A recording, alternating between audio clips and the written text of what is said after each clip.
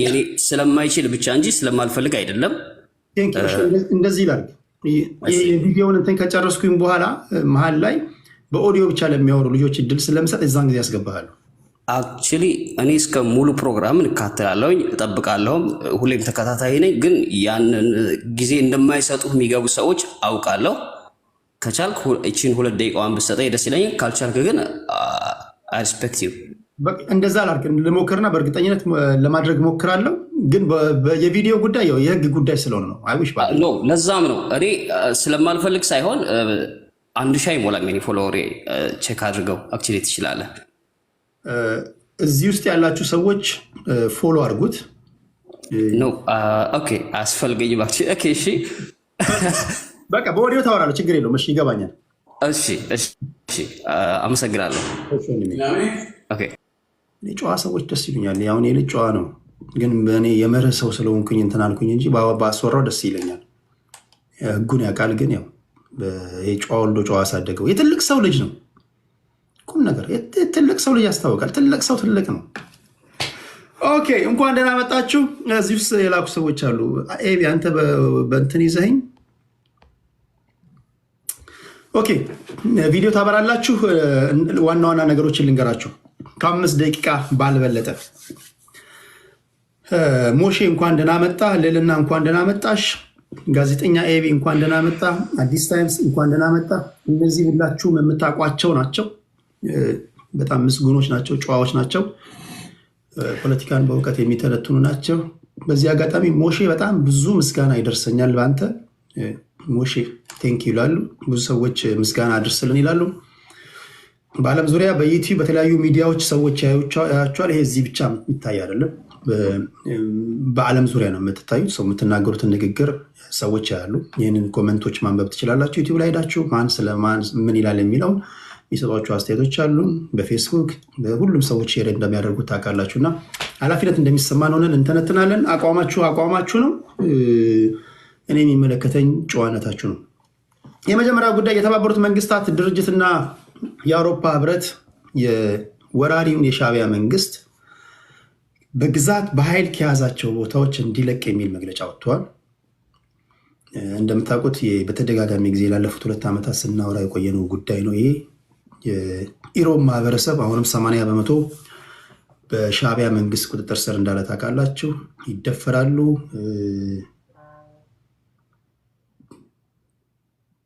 ብዙ ነገር ይሆንባቸዋል።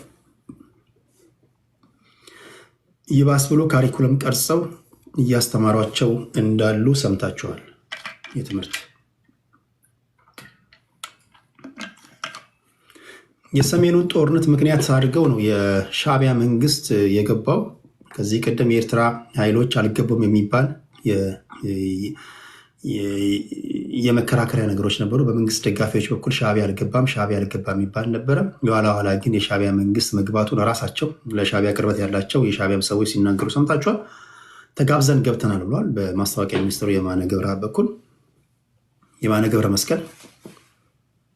ይሄ ነገር የቀድሞ ፕሬዚዳንት ሙላቱ ተሾመ ንግግር ሲደመርበት፣ ቀደም ሲል ያስደመጥኳቸው የፊልድ ማርሻል ብርሃኑ ጁላ ንግግር ሲደመርበት፣ የባህር በር ፍላጎትን አስመልክቶ የጠቅላይ ሚኒስትሩ ንግግር ሲደመርበት ኢትዮጵያና ኤርትራ ወደ ጦርነት የሚገቡ ይመስሏቸዋል። አንዳንዶች የለም ይላሉ። አንዳንዶች ዶሜስቲክ አገር ቤት የተነሳውን የፋኖን እና የኦነግን ነገር ለማስተንፈስ ሆን ተብሎ፣ እንደውም አንዳንዶች የሚሉት ኢሳያስ እና አብይ አህመድ ፐርፐዝ ሊያውቀው ነው የሚሉም አሉ። ሀሳብ አይናቅም። ሀገር ውስጥ ያለው የዶሜስቲክ ጉዳይ በጣም ስላቃተኝ ይህን ጉዳይ እናራግበውና እናስተንፈሳቸው የሚል ነገር ነው። አይናቅም። አብረው ሲሰሩ አብረው የሚተዋወቁ ሰዎች ናቸው። ሆን ብለው በተለይ የፋኖን እና የኦነግን እንትን ለማዳከም ያመጡት አጀንዳ ነው የሚሉ አሉ። አንዳንዶች ደግሞ የለም ይሄ ነገር እውነት ነው ይላሉ።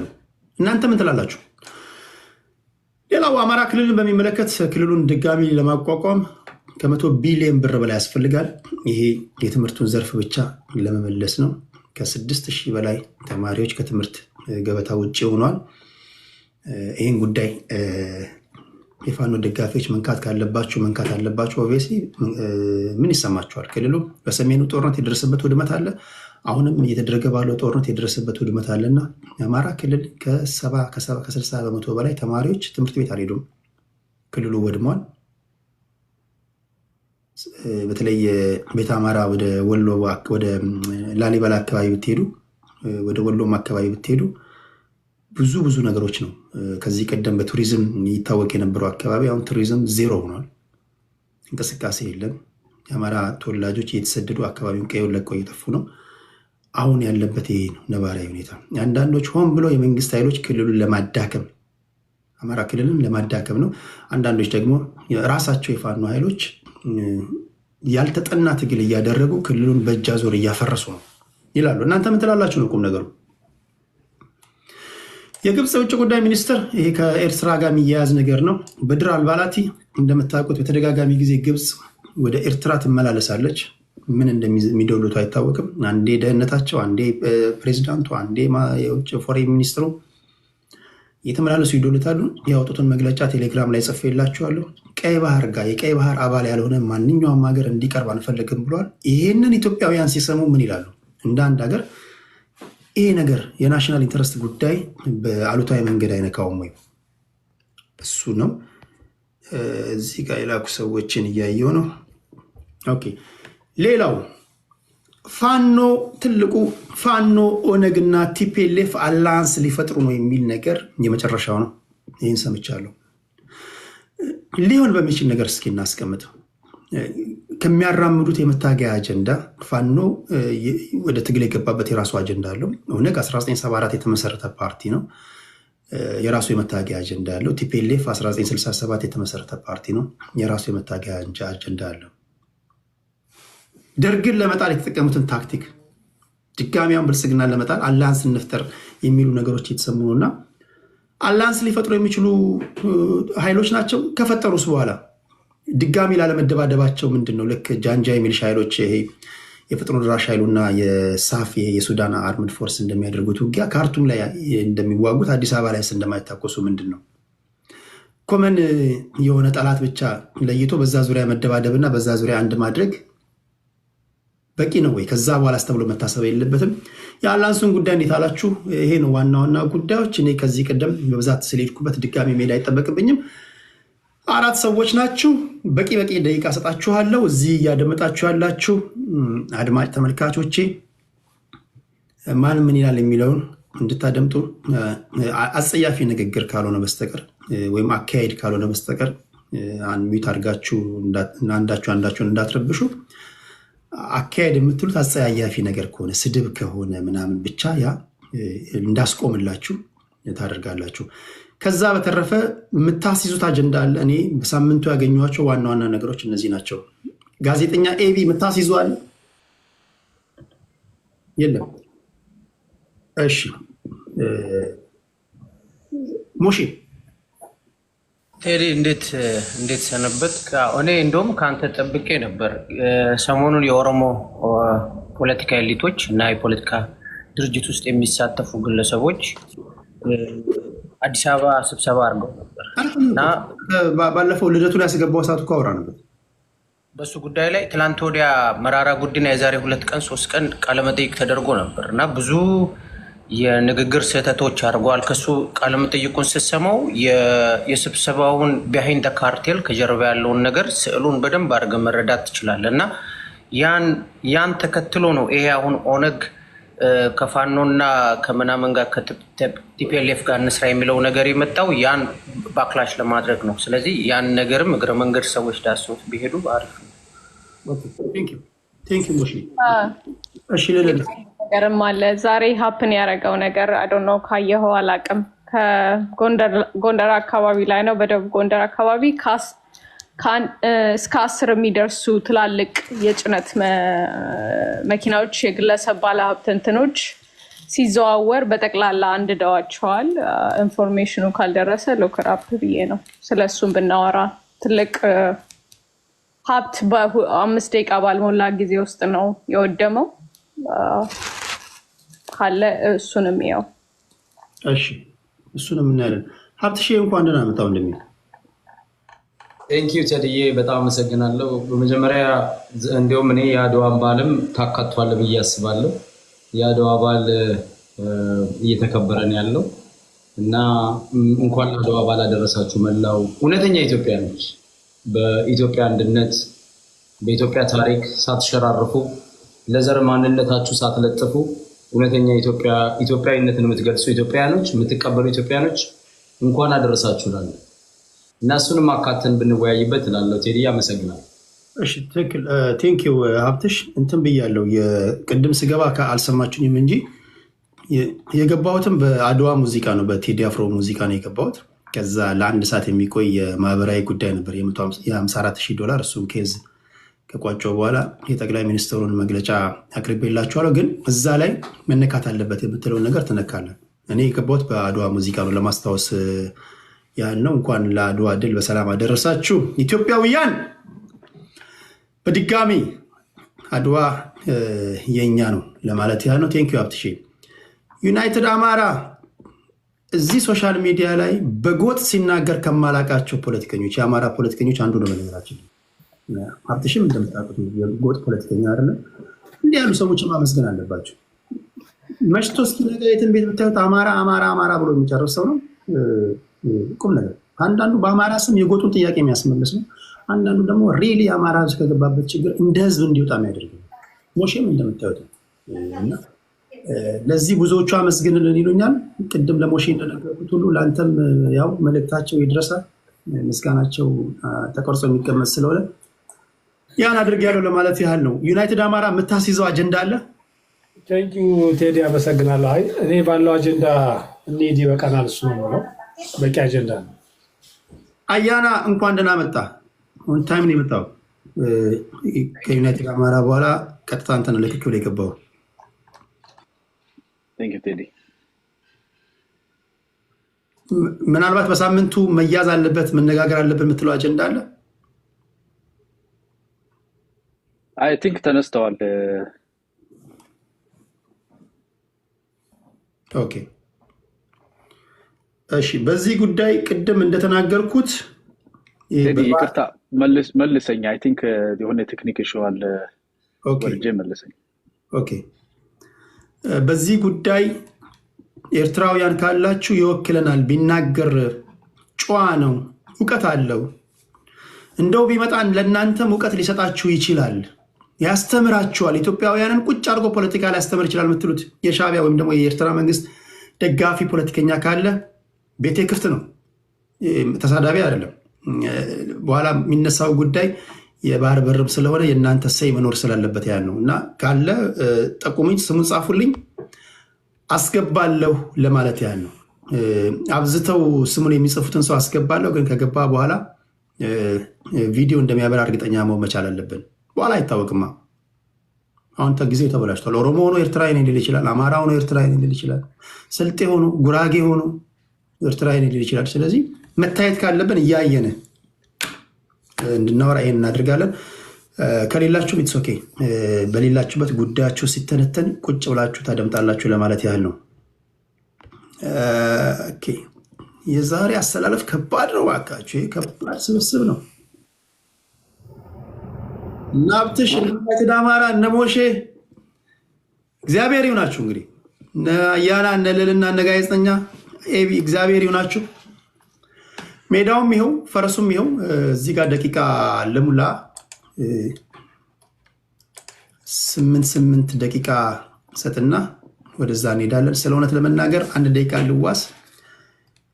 ሁላችሁንም ስሰማ ከሁላችሁም እውቀት እንዳገኝ ነው ያደረጋችሁ። አንዳንድ የረጅም ሰዓት መቀመጤ እንዳይሰማኝ የሚያደርገው እናንተ ነው።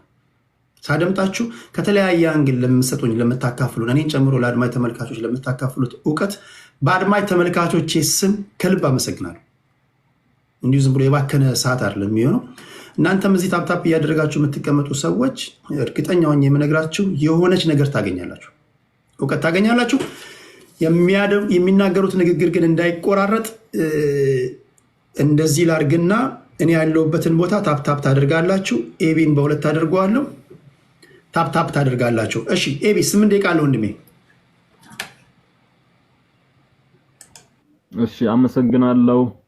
ሰላም ብያለሁ ወንድሞቼ ሁላችሁም እዚህ ያላችሁ፣ እንዲሁም በየቤታችሁ ሆናችሁ የምትከታተሉኝ ሁሉ ከልብ ነው ማመሰግነው። ሁላችሁንም ወዳችኋለሁ ኢትዮጵያውያን ወገኖቼ። የመጀመሪያው ልመለከተው የፈለኩት ጉዳይ ሲሪየስ ስለሆነ የሻቢያን ወረራ ነው መመልከት የምፈልገው። የሻቢያ ሰራዊት በትግራይ ህዝብ ላይ ብዙ በደል እየፈጸመ የቆየ ቡድን ነው። ይህ ቡድን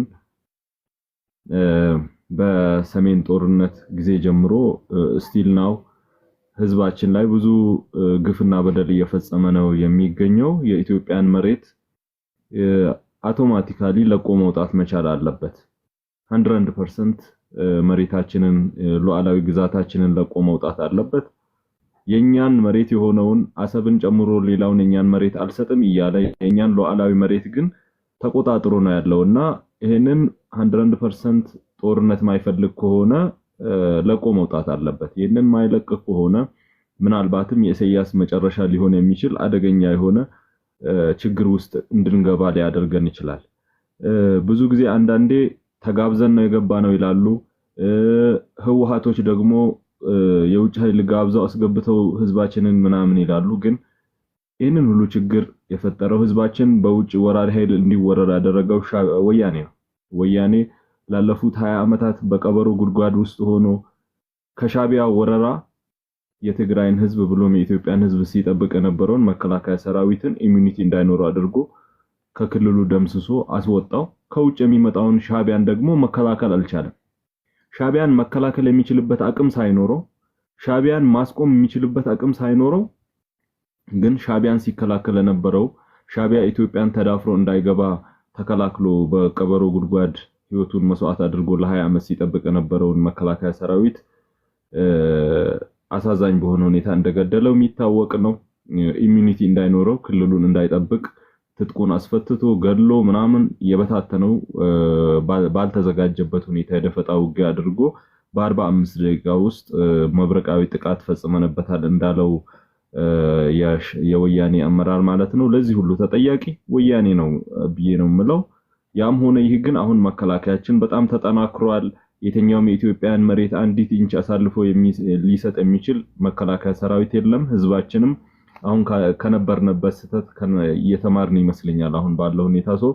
መሬታችንን የትኛውም ከሰሜን ደቡብ ምዕራብ ምስራቅ ያለውን አቅጣጫ የትኛውም የውጭ ኃይል መሬታችንን መንካት የለበትምና የሻቢያ ሰራዊት መጥፊያውን የሚፈልግ ከሆነ ምናልባትም ወደባችንንም ለማስመለስ የኢትዮጵያ ችግር ጠማቂ የሆነውን የሻቢያ ሰራዊትም ሙሉ በሙሉ እድሜው እንዲያጥር ፈልጎ ከሆነ ከዚህ ጸብ አጫሪ ድርጊቱ ሊታቀብ ይገባል የሚል እንትን ነው ያለኝ። ይሄ ደግሞ የኔ ሐሳብ ብቻም ሳይሆን ኢንተርናሽናል ተቋማት ነው ይሄንን መልእክት ያስተላለፉት። የተባበሩ የአውሮፓ ህብረት፣ ዩናይትድ ኔሽን ነው ይሄንን ያስተላለፈው።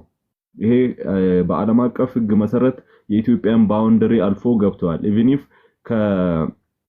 ከእንትን ማለት ከአልጀርስ ስምምነት ራሱ አልፎ ብዙ የኢትዮጵያን ሉዓላዊ መሬት ወሮ ነው ያለውና ለዚህ አይቀጡ ቅጣት ከምንቀጣው ወይም ደግሞ ኤርትራን ወደ ሲኦል ሊቀይር የሚችል ጦርነት ከመቀስቀሱ በፊት መሬታችንን ለቆ መውጣት መቻል አለበት። በኢትዮጵያ ሉዓላዊ መሬት የትኛውም የውጭ ኃይል መንቀሳቀስ መብትም የለውም። ዓለም አቀፍ ህግንም የሚጥስ ነው። እኛ የኢትዮጵያ መንግስት እስካሁን ጦርነት አስከፊ ስለሆነ ለማህበረሰቡ ለኤርትራ ህዝብ በተለይ ለኤርትራ ህዝብ ለኛ ብዙም ላይሆን ይችላል ለኤርትራ ህዝብ በማሰብ ነው ጦርነት መክፈት ያልተፈለገው። መስተካከል አለበት ብዬ አስባለሁ። የኤርትራ ህዝብ ለራሱ ህዝብ የሚያስብ ከሆነ የኤርትራ ሰራዊት ሻቢያ ከኢትዮጵያ መሬት ለቆ መውጣት አለበት የሚል እንትን አለኝ። በሁለተኛነት ላየው የምፈልገው የሸኔን የፋኖንና የወያኔን ጥምረት ነው። እነዚህ ሰዎች ሜቢ አሁን ይመስላችሁ ይሆናል እንጂ እነዚህ ሰዎች አንድ ሰዎች ናቸው። ድሮ ጥምረት ያላቸው ሰዎች ናቸው። አንድ ላይ ጥምረት የመሰረቱ ሰዎች ናቸው። ሸኔ፣ ግንቦት ሰባት እንዲሁም ወያኔ መንግስት ነበረ። ግን መጀመሪያ ያው ሎንግ ተርምም ቢሆን ከነሱ መንግስት ከመሆኑ በፊት ከነዚህ ኃይሎች ጋር ሲሰራ የነበረ ሰው ነውና ድሮም በጋራ ለጥፋት ዓላማ የተሰለፉ ሰዎች ናቸው። ሀገር መበተን ነው የሚፈልጉት ሁላቸውም ማለት ይቻላል። ከኢትዮጵያዊነት የበለጠ ዘረኝነት ላይ ያተኮረ ብሔርተኝነትን ሳይሆን ለማህበረሰባቸው አስበው ሳይሆን ማህበረሰባቸውን ማሳደግ ወይም ማህበረሰባችን ችግር ደርሶበታል ከችግር እንጠብቀው ሳይሆን ኤክስትሪም ሬሲዝም አንዱ ባንዱ እንዲነሳ ማህበረሰባቸው ላይ የሌለን ጠላት ፈጥረው አንዱ ማህበረሰብ የማህበረሰባቸው ጠላት እንደሆነ አድርገው ማህበረሰባቸውን ከሌላ ማህበረሰብ በማጣላት ትርፍ ለማግኘት የሚሯሯጡ ሰዎች ናቸው። ያሁኑ ጥርመታቸው ከሽንፈት የመነጨ ነው። መከላከያ ሰራዊቱ በሁሉም አካባቢ ላይ ተቀናጀ የሆነ እርምጃ ወስዷል። አማራ ክልል ላይ እንደሰማችሁት ብዙ የፋኖ አመራሮች ላይ እርምጃ ተወስዶባቸዋል። ኦሬዲ ራሱም ተበታትኖ እርስ በርስ እየተማታ ያለበት ሁኔታ ነው ያለው። አንዱ በሃይማኖት አንዱ በሰፈር አንዱ በጎጥ እየተገዳደለና መንቀሳቀስ ማይችልበት ደረጃ እየደረሰ ስለሆነ ወደ ተስፋ መቁረጥ መጥቷል። ሸኔ ደግሞ ኦሬዲ ከኦሮሚያ ክልል ፌል ለማድረግ ጫፍ የደረሰበት ሁኔታ ነው ያለው። ጃልመሩ ወደ ዩጋንዳ ሸሽቷል፣ ከኦሮሚያ ወጥቷል። ከኢትዮጵያ እርምጃ ሲወሰድበት አንድ ፓይፕላይን ነበረችው፣ የኦክሲጅን ፓይፕላይን ነበረችው፣ ኬንያ ነበረች። የኬንያ መንግስትም ነቅቶ በሸኔ ላይ የተቀናጀ እርምጃ ወስዶበታል። ኦሬዲ ኬንያ ላይ መንቀሳቀስ ማይችልበት ደረጃ ላይ ስለደረሰ ኦሬዲ ተስፋ ቆርጦ በቃ አሁን ከማንም ይሁን አንድ ላይ ልሁን የሚል ሁኔታ ነው ውስጥ የገባው። ያም ሆነ ይህ ዋናው መስራቻቸው፣ ዋናው አደራጃቸው፣ ዋናው የሎጂስቲክ ምንጫቸው የኢቭን ኢፍ አጀንዳ እየቀረጸ የሚሰጣቸው ሻቢያ ነው። ስለዚህ ሻቢያ ተነካብን ብለን ነው አንድ ላይ ሆነን አባታችን ሻቢያን እንጠብቅ የሚሉትና አብዛኞቹ የአርበኛ ግንቦት ሰባት የኦነግና ወያኔ አንድ ላይ በሻቢያ የተመሰረቱ የሻቢያ ልጆች ናቸው። ስለዚህ ሻቢያ ሊጠፋ ሲል ሻቢያ እርምጃ ይወሰድበት ሲባል ለሻቢያ ማለቅለቅ ነው የጀመሩት እንጂ ለኦሮሞ ህዝብም ለአማራ ህዝብም ለትግራይ ህዝብም የሚያስቡ አይደሉም። ህዝቡ ችግር ውስጥ የወደቀው በእነዚህ ምክንያት ነው። እነዚህ ሰዎች ኢራዲኬት እንዲሆኑ ደግሞ ሻቢያ መጥፋት መቻል አለበት። ሻቢያ ሲጠፋ ኢትዮጵያ ሰላም ትሆናለች፣ ወደብ እናገኛለን። ኢኮኖሚካሊ ፕሮስፐሪቲ የሆነች ኢትዮጵያ እንድትኖር ሻቢያ መጥፋት አለበት። የኤርትራ ህዝብም ከኢትዮጵያ ከፈለገ በኮንፌደሬሽን ከፈለገ ጎረቤት ሆኖ መኖር ይችላል። የኤርትራ ህዝብ ጠላታችን አይደለም። ሻቢያ ግን ሂስቶሪካል ኢነሚያችን ኢትዮጵያ እንድታድግ የሚፈልግ ሳይሆን እንድትጠፋ የሚፈልግ ስለሆነ ወይ እንጥፋ ወይ እነሱ ይጥፉ ነው አሉ ጓድ መንግስቱ ኃይለማርያምና እኔ እሳቸውን ሐሳብ ነው ደግፈው። አመሰግናለሁ ቴዲ ድሩን ስለሰጠ።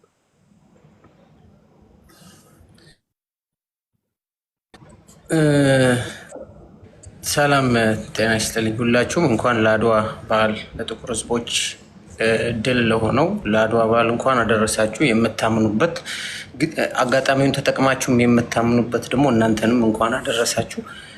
ልዕልና ቅድም ጎንደር አካባቢ የእንትን ጥቃት ነበረ የመኪኖች ስትል እኔ ጎንደር ብላ ስትጀምር እኔ ደግሞ ቋራና አለፋ ጣቁስ አካባቢ የድሮን ጥቃት ነበርና እሱን አጀንዳ ይደረግልን ልትል መስሎኝ ለአመሰግናት ስል ነው ካፌ ላይ የመኪኖች መቃጠል ያለችው እና እሱን አስተያየት ለመስጠት ነው። ቴዲ እኔ መጀመር የምፈልገው አሁን አማራ ክልል ባለው ጦርነት አማራ ክልል እየደረሰ ያለውን ውድመት ተከትሎ በተነሳው አጀንዳ ላይ ሊጀምር ነው። ወደ ሌሎቹ ሰዓት ካለኝ እሄዳለሁ። እንግዲህ ይሄ ጦርነት አሁን ኤፕሪል ሲመጣ ኦፊሻሊ 2 ዓመት ይሆነዋል።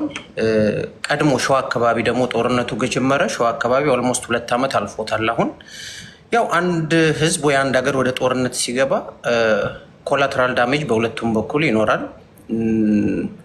ከባድ የሆነ የሰብአዊ የኢኮኖሚ እና ሌሎችም አይነት ውድቀቶች ይኖራሉ። ይሄ የሚጠበቅ ነው። በጦርነት ውስጥ እንደዚህ አይነት ውድመቶች የሚጠበቁ ነው። በተለይ ደግሞ ጦርነቶች የሚካሄዱት በኢኮኖሚ ጠንካራ ባልሆኑ ማህበረሰቦች ሀገሮች ውስጥ ሲሆን ታርጌት የሚደረገው ንጹሃኑ ስለሆነ ታርጌት የሚደረገው ኢንፍራስትራክቸሮች ስለሆኑ ብዙ ጉዳት ማድረሱ አይቀርም። ይሄ ግልጽ ነው። እዚህ ጋር እኔ መጠየቅ የምፈልገው ጥያቄ አለ። ለምሳሌ አንተ ራሱ ካነሳሁ ነጥብ አንጻር 6000 ትምህርት ቤቶች ወድመዋል የሚል አንድ ትልቅ ሀሳብ አለ። እኔ ሳቅ የዛሬ 10 ዓመት ምናምን አካባቢ አንድ ትምህርት ቤትን ለመገንባት አንደኛ ደረጃ ትምህርት ቤትን ለመገንባት በዛን ወቅት እስከ 13 ሚሊዮን በኢህአዴግ ጊዜ ድረስ ይፈጃል ይሉ ነበረ እና አሁን ባለው ሂሳብ አስቡትና እሱን ደግሞ ለ6000 አባዙት ምን ያህል ነው ዛሬ? ልጠይቅ ያሰብኩት ምንድን ነው 6000 ትምህርት ቤቶች በምን አይነት መንገድ ወደሙ ነው? ከዚህ በፊት እዚህ ቤትም ስናወራ እንደምታስታውሰው ትምህርት ቤቶች ላይ መንግስት የአየር ጥቃት የድሮን ጥቃት ያካሂዳል። በቦታው ላይ ፋኖዎች ይገኛሉ፣ ይሰበሰባሉ እያለ በበርካታ ጊዜያቶች ላይ ትምህርት ቤቶች ላይ የአየር ጥቃት ይካሄዳል። ተማሪዎች ተገለዋል፣ መምህራን ተገለዋል። ጎጃም አካባቢ መምህራን ትምህርት ቤት ውስጥ እያሉ ሰኔ አካባቢ የካርድ ስርዓት እያካሄዱ ተገለዋል፣ ተማሪዎች ተገለዋል፣ ጤና ጣቢያዎች ወድመዋል። አሁን የሎጂክ ጥያቄ እዚህ ቤት ለሚያየን 2300 ሰው መጠየቅ እፈልጋለሁ። አንድ ፋኖ በክላሽ እና በመትረየስ የሚዋጋ ፋኖ ትምህርት ቤትን ያክል ነገር ሊያወድም የሚችልበት መሳሪያ የለውም። ትምህርት ቤትን የሚያክል ተቋም ግዙፍ የሆነ ኢንፍራስትራክቸር ሊያወድምበት የሚችል እንትን የለውም፣ ኃይል የለውም። ሞስትሊ እንደዚህ አይነት ኢንፍራስትራክቸር ብሪጅን ጨምሮ ከትንሽ ብሪጆች ውጭ ትልልቅ ብሪጆችን እና ኢንፍራስትራክቸሮች ሞስትሊ ሊፈርሱ የሚችሉት በመንግስት ወይ በአየር ኃይል ነው ወይ ደግሞ በከባድ መሳሪያዎች በመድፍ አልቲለሪ ወይ ደግሞ በታንክ ነው። ይሄን ደግሞ እያደረገ ያለው መንግስት ነው። አሁን እዚህ ቤት አንዳንድ በኋላ መልስ የምንጠብቀው ይሄን እንዳዘኔታ ያደረጉና አማራ ክልል ይሄን ያህል ውድመት ደርሷል፣ ጦርነቱ ቁምና ይሄን ያደረገው ማን ነው? ጦርነቶች ትምህርት ቤቶች ላይ እንዲሆን ጦርነቶች ኢንፍራስትራክቸሮች ላይ ጤና ጣቢያዎች ላይ በዓለም አቀፍ የጦር ህግ ቀይ መስቀል ባወጣቸው በሌሎችም የተባበሩት መንግስታት ባወጣቸው የጦር ህግ ኢላማ ሊደረጉ በማይችል ቦታዎች ላይ ተብሎ በተቀመጡ ቦታዎች ላይ መንፈሳዊ ቦታዎችን ጭምር ታሪካዊ ቦታዎችን ጭምር ላሊበላን ማስታወስ እንችላለን። ትምህርት ቤቶችን፣ ሆስፒታሎችን፣ ጤና ጣቢያዎችን ታሳቢ በማድረግ ድብደባ የሚያካሂደው ማን ነው? መንግስት ነው። ኦኬ ይሄን የሚያምኑልን ከሆነና እዚህ ቤት ያሉ ወንድሞቼ ይሄን አምነው አው መንግስትን ያደረገው ስለዚህ አንዴ ሀፕን አድርጓል እንዴት ነው እሱ ላይ ማውራት ይቻላል። መጀመሪያ ማመን ጦርነቱን በዚህ ልክ ለአማራ ህዝብ ለክቶ በዚህ ለህዝባችን ለክቶ በየሰፈሩ እንዲደርስ በትምህርት ቤት በሆስፒታል እያደረገው ይሄ መንግስት ነው። ስለዚህ ይሄ መንግስት ሊወገዝ ይገባል። ታማሚ የተኛበትን ሆስፒታል የሚመታ ተማሪዎች የተቀመጡበት ትምህርት ቤት የሚያፈነዳ የመንግስት ሊወገዝ ይገባል። ምንም አይነት ግራውንድ አይኖርም። ይሄን ሌክትሜት ነው ብሎ ለማውራት ፊት ለፊት ሆኖ ለማውራት አይሆን። ጦርነት ገጥመሃል ምናምን ብሎ አማርኛ አይሰራም። እሱ ከ200 ዓመት አሁን በምናከብረው በአድዋ ጦርነት ጊዜ የነበረ ንግግር ነው። ገጥመሃል። አሁን ዘመናዊ ዓለም ነው። ጦርነቶች ህግ አላቸው፣ ምርኮኞች ህግ አላቸው፣ ንጹሃን ህግ አላቸው። እያንዳንዱ ነገር ሊደረግ የሚገባው ከህግ አንጻር ነው፣ በዓለም ደረጃ ነው የሚሆነው። ስለዚህ ዓለም በዚያ በተቀብሎ ባለበት ዘመን ባርባሪክ የሆነ ስርዓት የሚሰራ መንግስት ይሄን የሚያክል ውድመት ማድረጉ የሚጠበቅ ነው፣ ኤክስፔክት የሚጠበቅ ነው። ይሄን እንደዚህ ማለት እፈልጋለሁ። ሁለተኛ ሰዓት ካለኝ ልሂድና የኦነግና የህዋትና የፋኖን ግንኙነት ለመዳሰስ ልሞክር። ይሄ ነገር ቴዲ ቅድም በሀሳብ ደረጃ እንደነገርኩ እቺ ሀሳብ የመጣችው ከኢሊሌ ሆቴል ስብሰባ በኋላ ነው። የኢሊሌ ሆቴል ስብሰባ ነበር የዛሬ ሳምንት እዚህ ቤት ስናወይ እንደ አጀንዳ እያስተብዬ ነበር፣ ግን ተጨባጭ ነገር እኔም በዛ ላይ እውቀቱ ስላልነበረኝ ሳይያዝ አልፏል። አያናም ሞር ዲፕ ግባበትም ብሎኝ ነበር፣ አልፏል ሳይያዝ። እዛ የነበረ ኢሊሌ ሆቴል በነበረ የኦሮሞ ኤሊቶች ስብሰባ ላይ አንዳንድ ሀሳቦች ተንጸባርቀዋል። ግዛት ከማስፋፋት ጋር፣ ስልጣንን ከማስጠበቅ ጋር፣ አንድነት ከመፍጠር ጋር፣ ለወደፊት ኦሮሚያ የምትባል ሀገር ከመመስረት ጋር አንዳንድ ሀሳቦች ተንጸባርቀዋል። መራራ ጉዲና የዛሬ 3 ቀን 4 ቀን በሚዲያ ቃለ መጠይቅ ሲደረግለት ነበር፣ አዳምጬዋለሁ። እና እዛ ላይ ሳያስባቸው የሚያወሯቸው ነገሮች አሉ። ለምሳሌ ወሎን አካባቢ የወሎን ወይም ደግሞ እኛ ቤት አማራ የምንለውን የወሎን አካባቢ የጠቀሰውን ጦርነት ብዙ ጊዜ አለ። በአማራውና በከሚሴ ኦሮሞ መካከል ጦርነት አለ። ስለዚህ ይሄ ነገር እንዲፈታ በእንደው ጦርነት ሁሌ እንዳይኖር አካባቢው ሰላም እንዲያገኝ ወደዚህ መሆን ካለበት ወደዚህ ወደዛ መሆን ካለበት ብሎ አግሬሽን ቲፒካል አስፈሪ የሆነ ነገር ተናግሯል። ይሄ ነገር ከኢሊሊ ሆቴል ሾልኮ መውጣቱ ሲሰማ ምን ማድረግ ፈለጉ? ያው ቢሃይንድ እዚሁ ስብሰባ ላይ የኦነግ ኃይሎች ራሱ አሉ፣ ወይ ደግሞ የኦነግን አስተሳሰብ የሚያንጸባርቁ ሰዎች አሉ። ምን አደረጉ? አማራው አሁን ካለበት ጦርነት አንጻር ሊያቀርቡለት የሚችሉት ምንድነው? ተባብረን እንስራ፣ እንደዚህ አይነት ነገር ካፋችን ወጥቷል። ስለዚህ እዚህ ጋር እያዳወር ነው ያለውን የሴራ ፖለቲካ ሊያዩብን አይችሉም አሉና አሁን ይሄ ጋዜጠኛ አቢም የሚያወሩት ነገር መጣ። ስለዚህ የኦነግ የህወሓትና ለፋኖ በመህር ደረጃ እንዴት ይሰራሉ? እንዴት ነው የማይሰሩት? አፈጣጠራቸው እንዴት ነው? የፖለቲካ ግባቸው እንዴት ነው? በሀገር ላይ ያላቸው አቋም እንዴት ነው? እሱን በደንብ ዲፕሊ ወደ በኋላ እመለስበታለሁ። አሁን ባለው ተጨባጭ ሁኔታ ግን እፍታ ነው። ምንም አይነት እንደዚህ አይነት ነገር የለም። ከኢሊሊ ሆቴል በኋላ የመጣ ሀሳብ ነው። ቴንክ ዩ።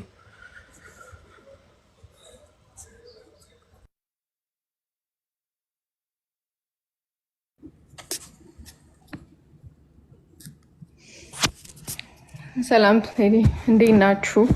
እንኳን አደረሳችሁ። በመጀመሪያ ሁላችሁም ኢትዮጵያዊ ናችሁ። ኢቭን ፖለቲካሊ አንድ ፔጅ ላይ ባንሆንም መቼም ያ ነገር ያገናኘናል ብዬ አምናለሁ። እንኳን አደረሳችሁ። ከዚህ በፊት የተናገረ ወንድሜ አይ ዶንት ኖ ለምን ገና ከመግባት እኔ ላይ ፎከስ እንዳረክ አልገባኝም። እኔ ፕሮፓጋንዳችሁ ልገዛው ያልቻልኩበት ምክንያት ሁሌ ፕሮፓጋንዳችሁ የኮሚኒስት ፕሮፓጋንዳ ነው እና እኔ አማራ ነኝ።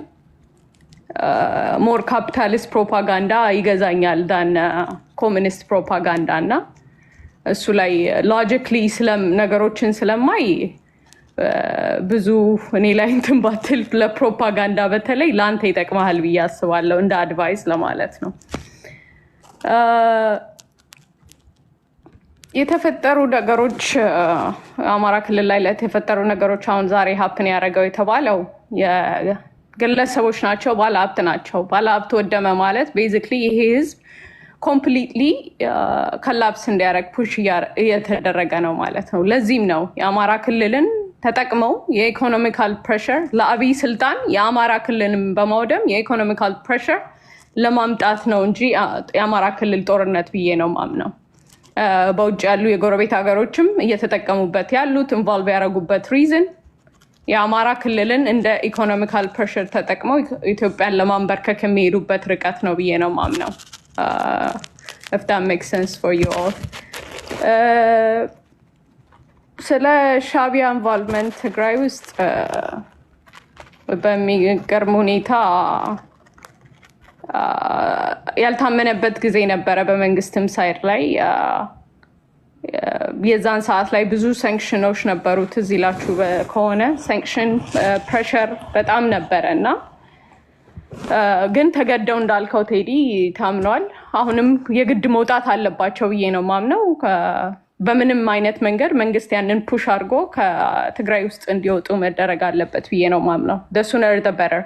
ትግራይ ውስጥ ያለው ነገርም ትልቅ አደጋ እንዳለው ይገባኛል። በሁለት በኩል የተከፈሉ ሰዎች እንዳሉም ስለማቅ ማለት ነው እና ያንን ሞር የትግራይ ህዝብ ሞር ስፒክ አውት ባረገ ቁጥር ፕሬሸሩ ይመጣል ብዬ ነው ማስበው። ስለ ሻዕቢያ፣ ስለ ኦነግ፣ ስለ ቲፒኤልኤፍ፣ ኦነግ፣ ፋኖ አብረው ተባብረው ይመጣሉ የሚባል ነገር ቴዲ፣ እኔ ቴክስት ሜሴጅ የደረሰኝ በጣም እየተከራከርን ነበር እና ከአንድ ጓደኛዬ ጋር 2022 አንድ ወር በፊት ኔጎሽዬሽን ከቲፒኤልኤፍ ጋር ሀፕን ከማድረጉ በፊት ነው። አይልሊ ገና ምን አይተሽ እየተዘጋጁ ነው ቲፒኤልኤፍ፣ ኦኤልኤፍ፣ ፋኖ፣ ሻዕቢያ ብለው ተደራርበው ይመጣሉ የሚል ቴክስት ሜሴጅ ያለኝ አሁን በውስጥ በኩል አንተ ላሳይውላ እችላለሁ። በሚገርም ሁኔታ እና ትላንትና ማታ ነው ኒውሱን እንደወጣ የሰማሁት። አምናት ሰርፕራይዝድ አልዋሽም፣ ግን ያው ሪል ይሆናል ብለህ የምር ዝድ ፓስብል አማራ ሆኖ ራሱ ለፋኖ ነኝ ብሎ ለህዝቡ ብሎ የወጣ እና ተርክ ተሰራብኝ አብይ ኦነግ ነው የሚል ከኦነግ ጋር ሊሰራ ይችላል የሚለው ነገር አላምነውም ነበር እና ሪያሊቲ የሆነ ስለመጣ ራሴን ፖዝ ማድረጌ ለእኔ በጣም ጓደኛዬን ወዲያውኑ ነው ደውዬ ቴንክ ዩ ፎር ለርሚ ነው የዛኔ ራሴን ብዙ አቅጣጫዎች እንዳይ ብዬ ነው የነገርኩት ትላንትና ማታም ራሱ ነው ማለት በግልጽ የሆነ ነው ውሳኔው ይሄ ነው። የኢትዮጵያ ህዝብ ይሄንን ነገር ሲሰማ ሪአክሽኑ ምን ሊሆን እንደሚችል አላውቅም። to be honest with you በጦርነቱም ጊዜ ብዙ አይነት ሳቦታጆች ሲደረጉ ትዝ ይላችሁ ከሆነ አማራ ስፔሻል ፎርስ ከፋኖ ጋር እንዲታኮስ የተደረገበት ጊዜ ነበረ። በጀርባቸው መከላከያ የተመቱበት ጊዜ ነበረ። ፋኖ በጀርባው የተመታበት ጊዜ ነበረና ያንን ክፍፍል ማን ነው ምንድነው የተደረገው የሚለው ነገር ትልቅ የሻዕቢያ ምን ያህል እንደተጫወተ ነው። ከኢትዮጵያ መንግስት ጋር እንዴ ነው ጉድ ቦታ ላይ እንደሌሉ የሚያስታውቁባቸው ቦታዎች ነበሩ። በጣም የሆነ ስቲል የፌክ የሆነ ይመለሳሉ አይመለሱም የሚል ነገር ነው የምነግርህ። ግን ክሊር ነበረ ያው በጀርባስ ብዙ አይነት ሴራዎች እንደነበሩ ነው የምልህ። በአማራ ክልል ላይ በጣም ፎከስ ተደርጎ ያንን each other እንዲታኮሱ የተደረገበት ምክንያት አለመተማመኑ እንትን ነው። በዛውም ላይ አማራ የተገደለበት ምክንያትም ተመርጦ እንዲገደል የሚደረግበት የተናበበ ኃይል ነበረ። ትዝ ይልህ ከሆነ በዚህኛው በኩል በሰሜን በኩል ጦርነቱ ላይ ሲሸነፉ በዚህኛው ሳይድ ላይ ማስጮ ይጀመር ነበር። ኮንሲስተንትሊ ያልነበረም ግድያው የነበረው እየተመረጠ ታይም እየተመረጠ ነበር ግድያውም የሚሆን የነበረው። ስለዚህ የተናበበ ነገር እንዳለ እዛ ውስጥ ማየት ትችላለህ። ክሊርሊ አሁን የኢትዮጵያ ህዝብ ትልቅ ዲሲዥን የሚያደርግበት ነው። ብዙ አይነት ነገሮችን እርግጠኛ ነኝ ህዝቤ ብል ነው ሎጂካሊ ነው የሚያስበው ብዬ ነው ማምነው። በህዝቤ ላይ እምነት አለኝ አልዋሽም። በማንም ፉል የሚደረግ ኤኒቲንግ ነው ብዬ አላምንም። ሎጂካሊ ጥያቄዎችን ራሱን ጠይቆ ይሄን ነገር ይደርስበታል ብዬ ነው ማስበው። ላለው ነገር ለተፈጠረው ነገር ኤኒቲንግ ኤኒዌይስ ታይም አለኝ ቴዲ ወይስ ልጠብቅ? ኦኬ ሶ በተቻለ መጠን ህዝቡ ነቅቶ ራሱን ፖዝ አድርጎ ይሄ ነገር ምንድን ነበረ መቼ መሬት ላይ ያለው በተለይ ይሄን ብዙ አይነት ነገሮችን ወደ ኋላ ተመልሶ ራሱ እንዲያስብ እፈልጋለሁ። ምክንያቱም at the same time ላይ ኦነግ ነው አብይ አህመድ ሲል የነበረ በጠቅላላ አሁን እርግጠኛ ነኝ ሶኖር ሌተር አብረን ፓርትነርሺፕ እንሰራለን ብለው እየመጡላችሁ እንደሆነ በሱ እፈልጋለሁ። ለጊዜው ቴዲ ቴንክ ዩ።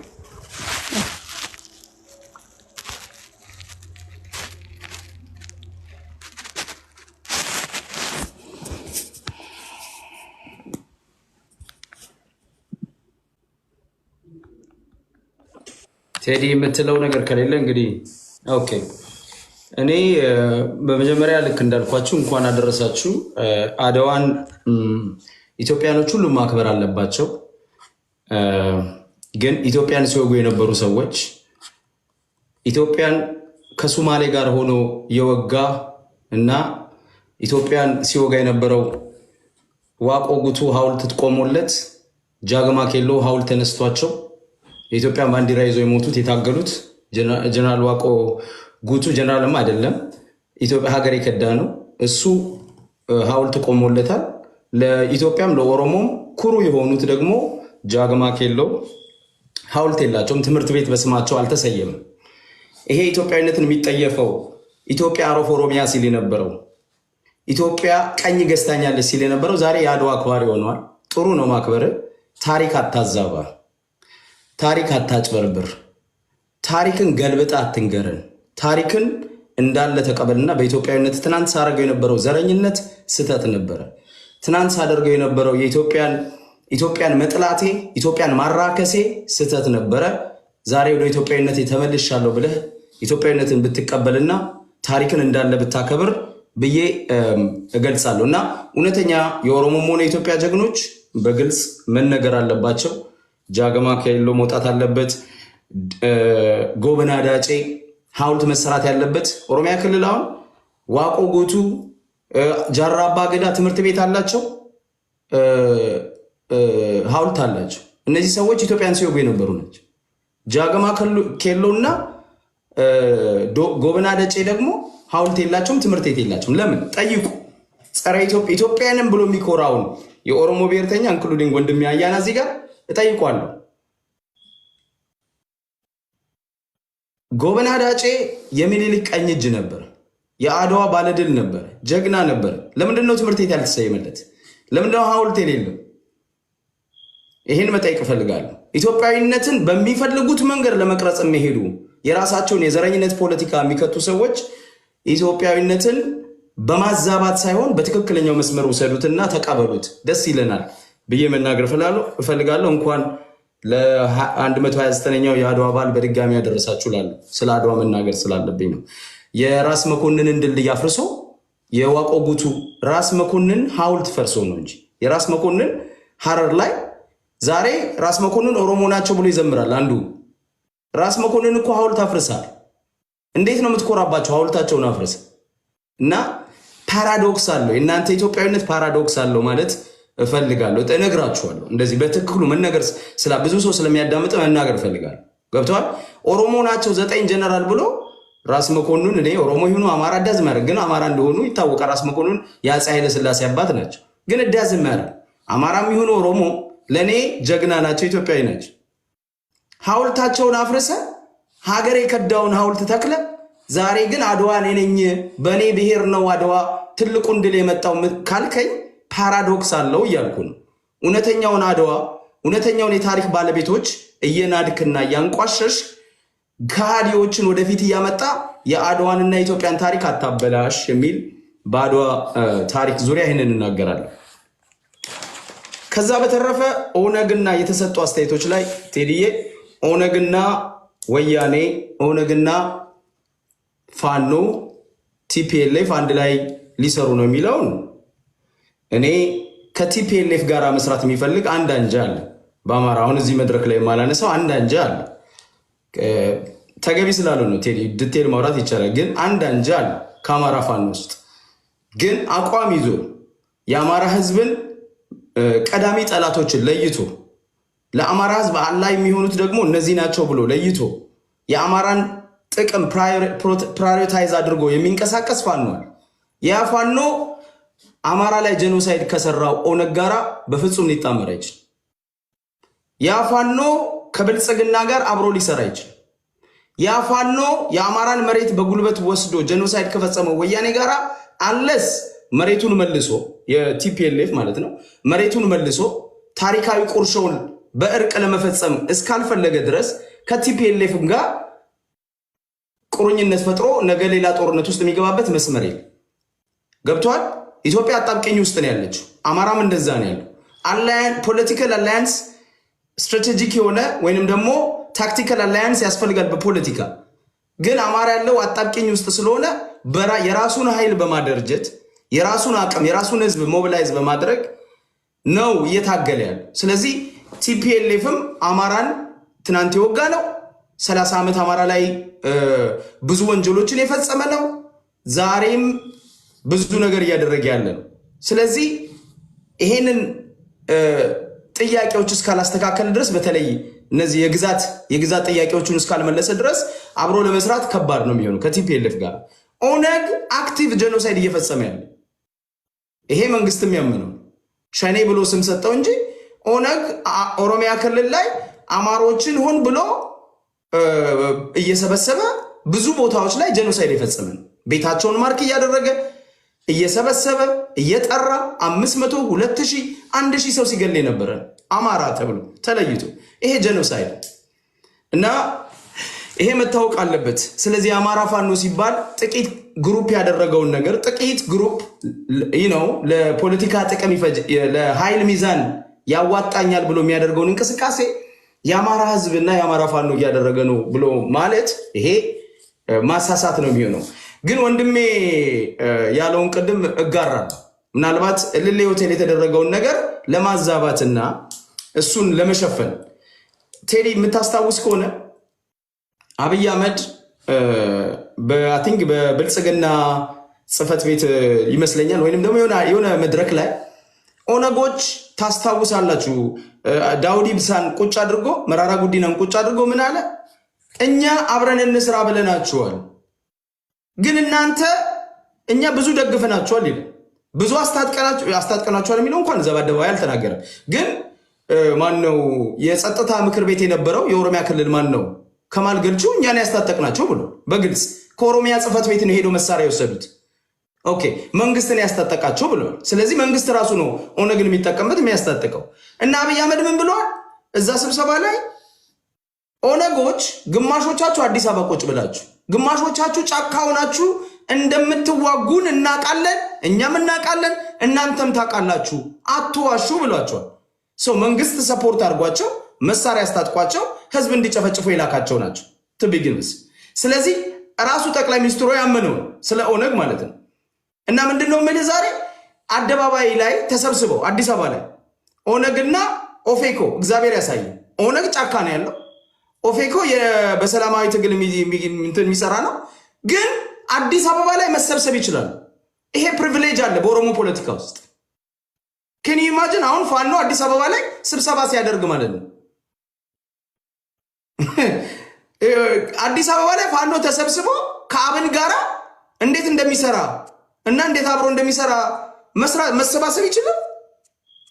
ይሄ ነች ኢትዮጵያ። አያችሁ፣ በአንድ ቤት በአንድ ሀገር ላይ ሁለት መንግስት ሲኖር፣ በአንድ የበላይና የበታች ሲኖር፣ የበላይ ዘር አለ፣ ዘሩን ትልቶ የበላይ ቡድን አለ፣ የፖለቲካል ኤሊት አለ፣ የበታች ደግሞ አለ፣ ባሪያም ይባላል። እንደዚህ አይነት ኢትዮጵያን ደግሞ ናሽናል ኢንተረስት አላትና ውጡና ተዋጉልን ይሉናል። እኔ የምታገለው ይሄንን አንዱን የእንጀራ እናት አንዱን ልጅ አንደኛውን የእንጀራ ልጅ የምታደርገዋን ዘረኛዋን የአብይ አህመድን ኢትዮጵያን የምዋጋው እንጂ የመጀመሪያ ፕራይመሪ ጠላቴ ኢሳያስ አፈወርቂ አይደለም። ቆይቴዲ ኢሳያስ አፈወርቂ አይደለም፣ ወያኔ አይደለም፣ ኦነግ አይደለም፣ የብልጽግና ስርዓት ነው። አመሰግናለሁ። ምናልባት ቅድም የረሳሁት አንድ ነገር ደርሶኝ ነው። እንደው ምናልባት ለውይይት ብታስቀምጡት የአቶ ልደቱ አያሌው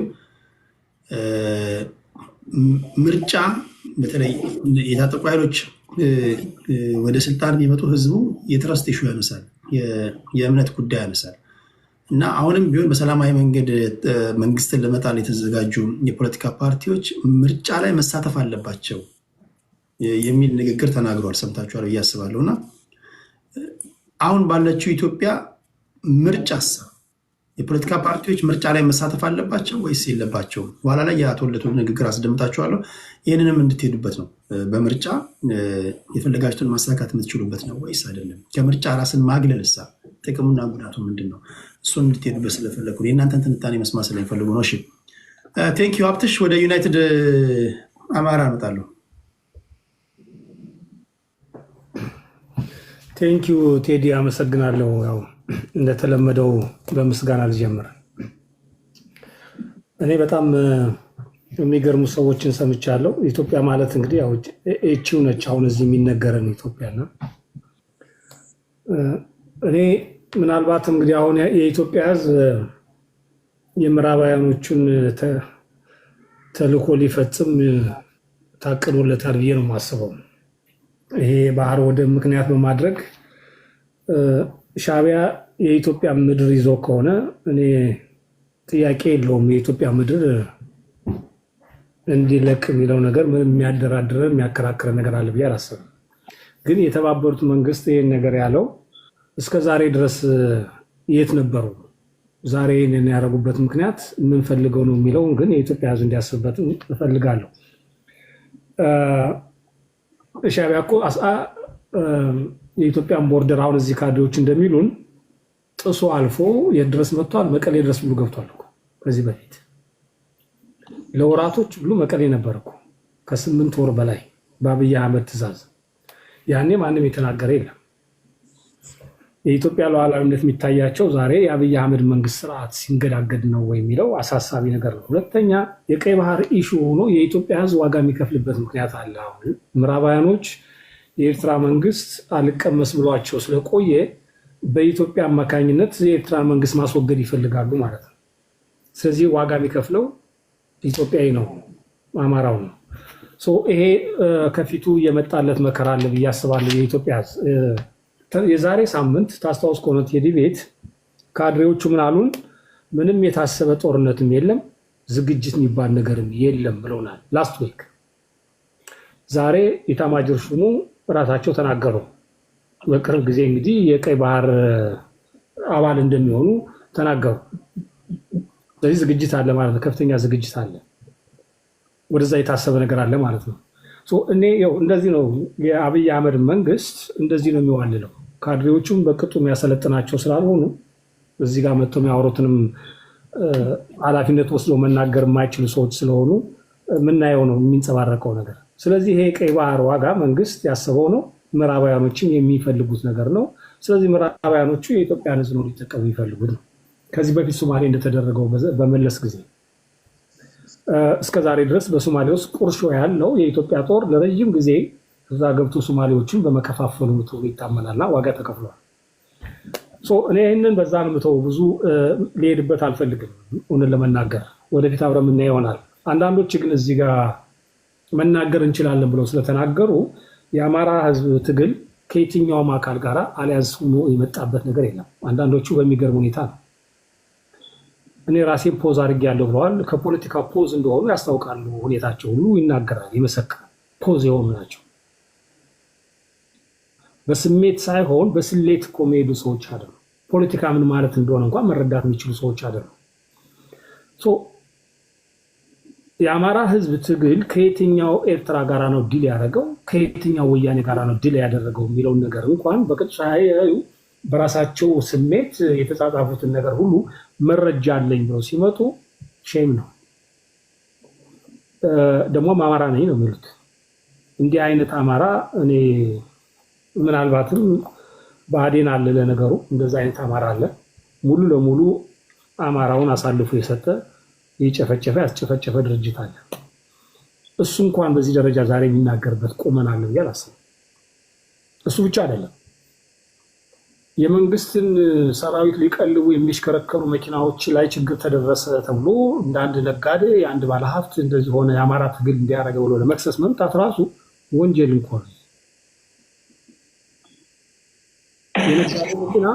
የነጋዴ መኪና ጦር አይቀልብም፣ የጦር ስንቅ አያመላልስም።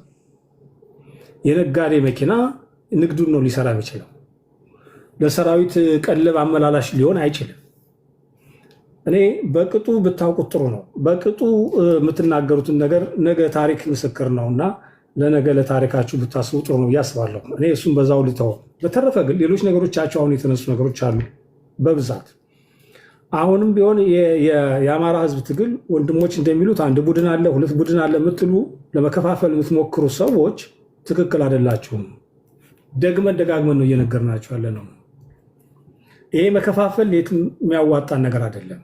አሁን ባለንበት ቁመና ምናልባትም ኢትዮጵያ ሞር ክራክ የምታደርግበት ቁመና ላይ ያለ ነው። ወደዚህ ጦርነት ውስጥ ከገባች የከፋ ችግር ነው እየመጣ ያለው። ይሄን የከፋ ችግር ልንወጣ የምንችለው ደግሞ አሁን ያለውን ትግል ማጠናከር ማንችል ከሆነ ስም እየሰጣችሁ ስያሜ እየሰጣችሁ የአማራውን ትግል ለማስጠላት የምታደርጉት ነገር ትክክል አይደለም።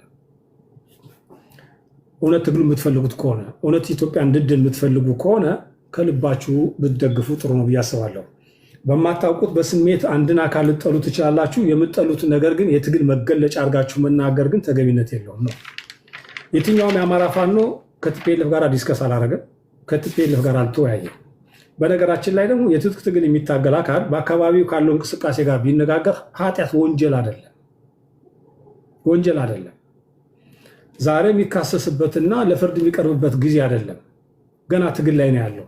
ለፍርድ ማንን ታቀርባለህ፣ ፍርድ መቼ ነው የሚባለው ነገር ላይ ሳንደርስ ዛሬ ትናንት እንዲያርጋል ዛሬ እንዲያርጋል ተብሎ የሚነገር ነገር አግባብነት የለውምና አገር እየፈረሰ ነው። አገር መዳን አለበት። በየትኛውም አካሄድ ላይ ይህን ነገር ታሳቢ ያደረገ እንቅስቃሴ እንዲደረግ ሁላችሁም እንድታስቡ ነው። አሁን እኛ የምንከፍለው ዋጋ የምዕራባውያኖችን ተልዕኮ ለማስፈጸም ነው። ኢትዮጵያ ዋጋ የምትከፍለው በቀይ ባህር ሰበብ። ይህንን ታሳቢ የማታደርጉ ሰዎች እንደው በስሜት ባትናገሩ ጥሩ ነው ብዬ አስባለሁ። በተረፈ አሁን የሚለው ቅድም እንዳልከውም ልደቱ አያሌው በምርጫ የሚሳተፉ የፖለቲካ ፓርቲዎች ይኖሩ። ምናልባት እሱ እያኮበኮበ ስለሆነ ከተሳካለት ሊሳተፍ ፈልጉ ይሆናል። ኢትዮጵያ ውስጥ ግን ሰላማዊ ትግል የሚባል ነገር አለ ወይ? ኦልሬዲ እኮ በግልጽ ነግረውናል። የኦሮሞ ፖለቲካ ድርጅቶች የኦሮሞ ነፃነት ግንባር ድርጅት ክልሉን ተረክቦ ጸጥታው እንዲቆጣጠር እያወጁ ጫፍ ደርሰው ኦልሬዲ ሀገር እንሆናለን ሀገር እንሆናለን የሚለውን ነገር ሊነግሩን ጫፍ ላይ ደርሰው ወሎ የኦሮሞ ነው አዲስ አበባ የኦሮሞ ነው እያሉን እየሰሙ ዛሬ ሰላማዊ ትግል ያስፈልጋል ነገ ብረት ይዘው የሚመጡ ሰዎች ዋስና ስለሌለው ህዝቡ ጥያቄ ስለሚያነሳ በሰላማዊ ትግል ታገሉ የሚለን ሰዎች አሉ። የሚያደነዝዙ ሰዎች ከደነዘዙም ቆይተዋል። እነሱም በራሳቸው ከስረናል ካሉም ቆይተዋል። ከከሰሩም ራሳቸው ማንም ሰርቲፋይ ሳያደርጋቸው ራሳቸው ሰርቲፋይ ያደረጉ ሰዎች ናቸው። ዛሬ ይህንን የሚደግሙልን ነው። ሜዳውን ፈረስ ሚሆንና ገብቶ መዋኘት ይቻላል። ማንም የከለከለው ነገር የለም። የከለከሉት ራሳቸው ናቸውና በተረፈ ግን ይህንን ትግል ለማኮላሸት የምትሄዱ ሰዎች ተገቢነት የለውም ነው። የአማራውን ትግል አማራን ብላችሁ አማራውን የምትከሱ ተቃራኒ ሆናችሁ አማራውን የምትከሱ ሰዎች አላችሁ። ሰማይና ምድር ይጣበቅ እንጂ ይሄ ትግል ወደኋላ የሚል ነገር አይደለም። እናንተ ስለሰየማችሁት ስላጥላላችሁት የሚመጣ ነገር የለም። ይልቁንስ አደጋ ላይ እየገባን ነው። ኢትዮጵያ ወደዚህ ቀይ ባህር ጦርነት ውስጥ የምትገባ ከሆነ ኢትዮጵያ የምትባለው ሀገር ችግር ውስጥ ነው የምትገባው የሚል እምነት አለ። ቴዲ እመለሳለሁ በኋላ። ቴንኪው።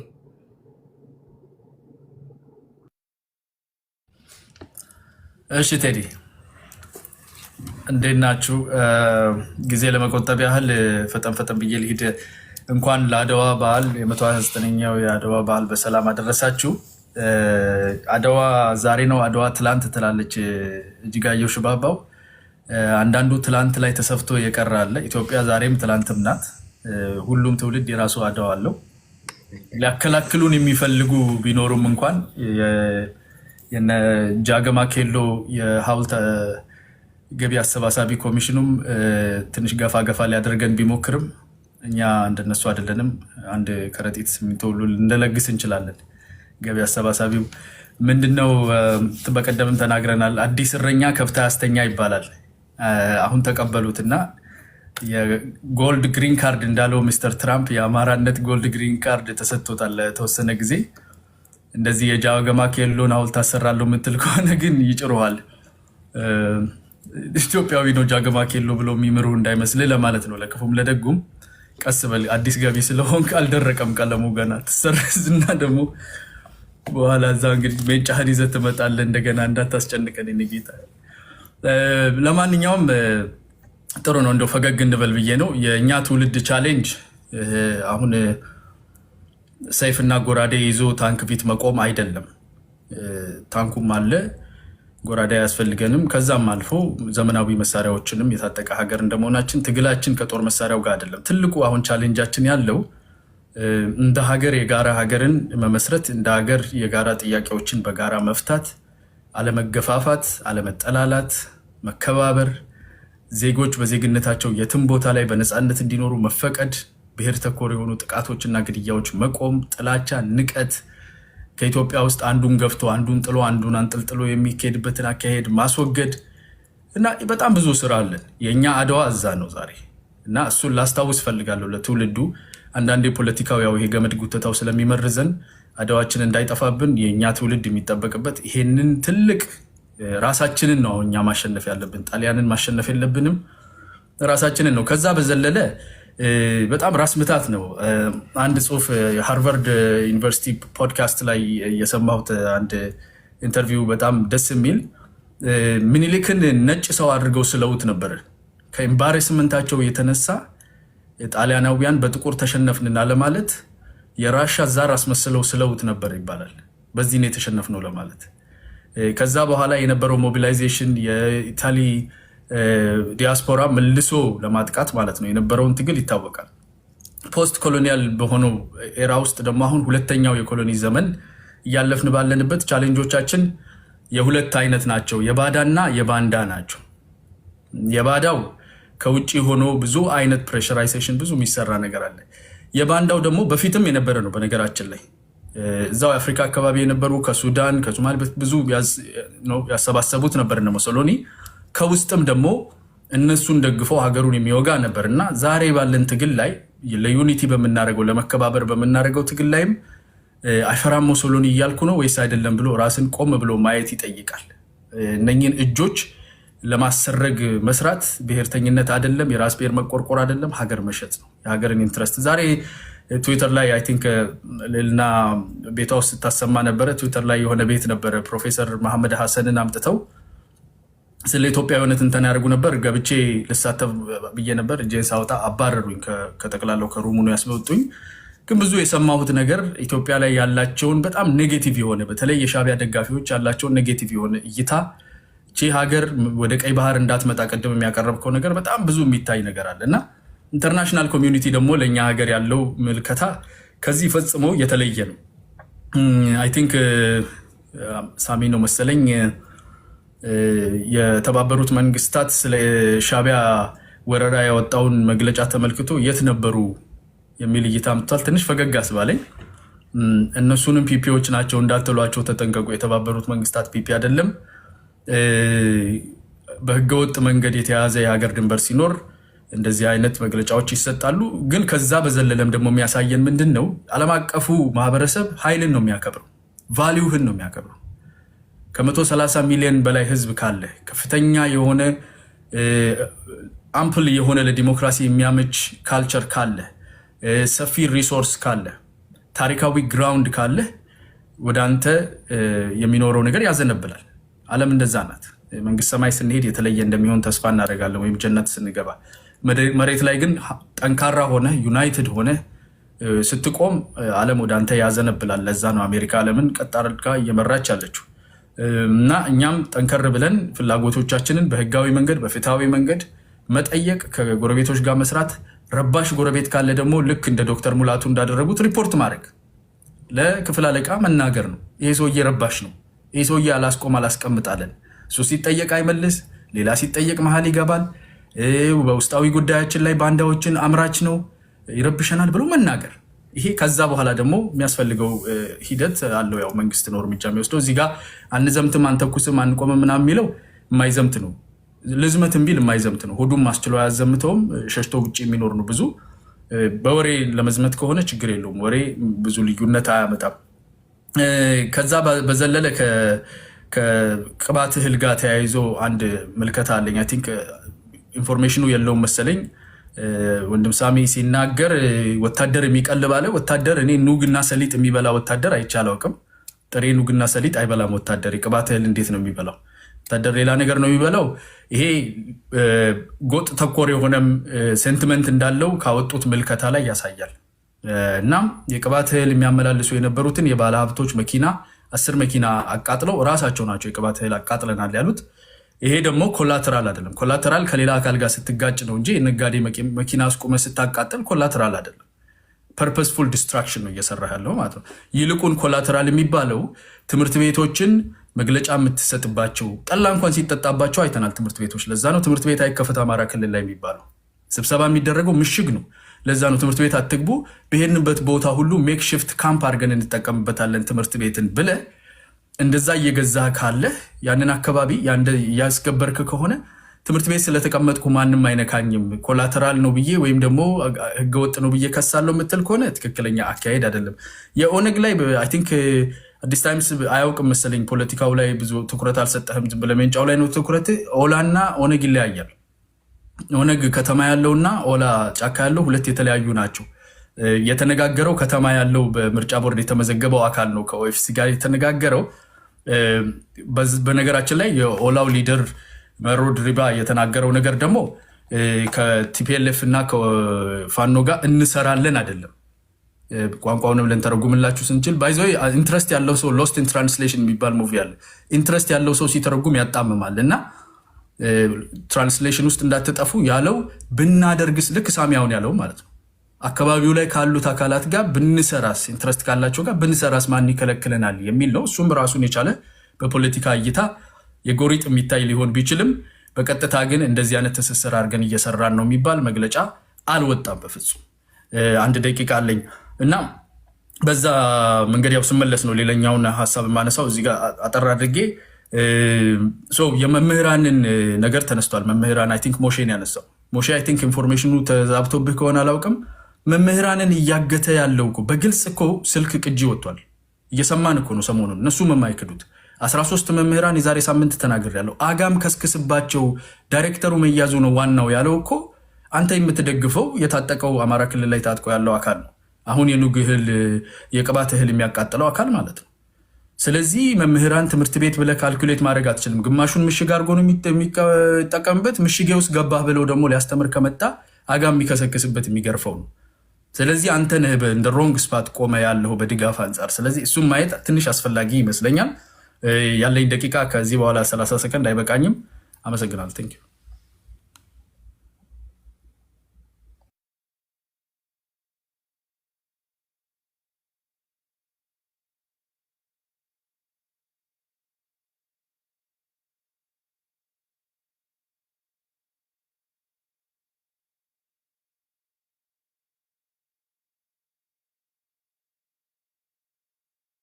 ኦኬ እንግዲህ ቴዲ አንተ ቤት ስገባ በእንደነዚህ አይነት ውይይቶች መካከል መግባት በጣም ነው የሚከብደኝ። ምክንያቱም ሴግሜንቶቹ አይገናኙም። እኔ እንግዲህ የብሔር ውክልና የለኝም። ያው ኢትዮጵያኒስት የሚባል ብሔረሰብ ካለ የዛ ብሔረሰብ አባል ነኝ እና አስተያየት መስጠት እንፈልገው እዛ ላይ ይሆንና የምሰማቸው ነገሮችና እርስ በርስ ያለው በግለሰብ ደረጃ እየተነቋቆሩ የአንድ ማህበረሰብን እንወክላለን ነው የሚሉት ሁሉም። እሱ ራሱ በጣም ከንሰርን ያደርገኛል። እዚህ ያሉ ግለሰቦች የሚበሽቁትም ያበሽቁትም አንድ ወይም ሁለት ሰዎች እርስ በርሳቸው ሆነው ነገር ግን ደግሞ ያንን ነገር እንደ ህዝብ እንደ ማህበረሰብ ሪፕሬዘንት ያደርጋሉና እዛ መሃል ገብቶ እኔ ማነሳውን ነገር ለማንሳት ቢከብደኝም አው ትራይ እንግዲህ የኢትዮጵያን ናሽናል ኢንተረስት በተመለከተ ለማውራት አሁን ያለው ፍሪደም ኦፍ ኤክስፕሬሽን አስቸጋሪ ነው። ቅድም ካልኩ ነገር ጋር ተነስቶ ማለት ነው። ምክንያቱም የሀገር ውስጥ ፖለቲካ ማውራት አንችልም። አሁን የሀገር ውስጥ ፖለቲካ ማውራት ማለት አሊያንስ መፍጠር ማለት ነው። ከሆነ ቡድን ጋራ አሊያንስ መፍጠር አለብህ። የዛን ቡድን ፕሮፓጋንዳ ወይም ደግሞ እንትኖችን መያዝ መቻል አለብህ። ካልሆነ የሀገር ውስጥን ሙሉ በሙሉ ትተኸው ናሽናል ኢንተረስት የሆነ ኢንተርናሽናል ኢሹዎች ላይ ታተኩራለህ። እኔ በእኔ በኩል ላለፉት በተለይ 3 እና 4 ዓመታት የገጠመኝ ነገር ይሄ ነው።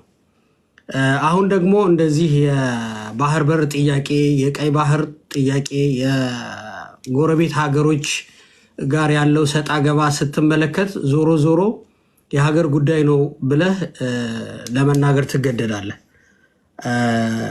አሁን እኔ እንደ አንድ ጥያቄ የማነሳው ምናልባት እንግዲህ መንግስት ኢንተረስት አለኝ ወይም ደግሞ ይህንን ህዝብ ይዤ ወደፊት ለመሄድ የባህር በር ያስፈልገኛል ወይም ደግሞ ወደብ ያስፈልገኛል የሚል ኮንቴክስት አስቀምጧል። በምን አይነት መልኩ የሚለው ፍንጮች ናቸው የሚታዩት። የጦርነት ፍንጮች ይታያሉ። ነገር ግን አሁን ሶሻል ሚዲያ ላይ የምንመለከተው እኔ ከዚህ ወገን ነኝ፣ እኔ ገሌን ነው የምደግፈው ምክንያቱም ይሄ እንዲህ እያደረገኝ ነው የሚሉ ሀገርን የተመለከቱ አቋሞች አሉ። እነዚህ አቋሞች በተወሰነ መልኩ አንደርስታንድ አደርጋቸዋለሁ። በግሌ ከምን አንጻር እንደሚነገሩ አንደርስታንድ አደርጋቸዋለሁ። ነገር ግን የምንደግፋቸው የትግል ቡድኖችም ይሁኑ የፖለቲካ ፓርቲዎች አቋም ባልያዙበትና አቋማቸው ባልተተነተነበት ሁኔታ እኔ ከኤርትራ ጎን ነው የምሰለፈው የሚለው አነጋገር ትንሽ እንትን ይለኛል። ምን ማለት እንደሆነ ግራ ይገባኛል። ከኤርትራ ጋር ነው የምሰለፈው ማለት ምን ማለት ነው? ከብልጽግና ጋር አልሰለፍም ወይም የብልጽግና መንግስት ያደረሰብኝ ያለ ችግሮች አሉ፣ ኢንተርናል ኩዌስችኖች አሉ። ነገር ግን ገፍቶ ቢመጣና እውነት እንደተባለው ይሆናል ብዬ አልገምትም። ጦርነት አሁን ብሬክ አውት ቢያደርግ እውነት ከኤርትራ ጋር እንሰለፋለን እና ይሄንንስ ደግሞ የነገረን የትኛው ቡድን ነው የሚሰለፈው? መቼም ሶሻል ሚዲያ ላይ ያለው ሰው አይደለም፣ እኔም ቢሆን አልሰለፍም። ነገር ግን አሊያንስ ወይም ደግሞ ድጋፌን ለአንዱ መግለጽ አይቀርም። የትኛው ቡድን ነው ከኤርትራ ጋር ሊሰለፍ የተዘጋጀ የነገረን ያብራራው የትኛው ነው? እና ይሄ አልተገለጸም። እንደው በወፍ በረር ሰዎች ዝም ብሎ ንዴታቸውና ብሽቀታቸውን ለመግለጽ ምክንያቱም ማዕከላዊ ነገር ስለሌለን በአሁን ሰዓት ሀገራዊ ነገር ስለሌለን ኢትዮጵያዊ ማንነታችን በሙሉ ስለጠፋ ወደ መሰለን ነው የምንሄደው። ብሽቀታችንን ወደምንወጣበት ንዴታችንን ወደምናበርድበት ቡድን ነው የምንሄደው እና ይሄንን ነገር እንግዲህ አሁን ነገሮች ትንሽ ተጨባጭ ሲመስሉ እየታየ ነው። በተለይ ግብፅና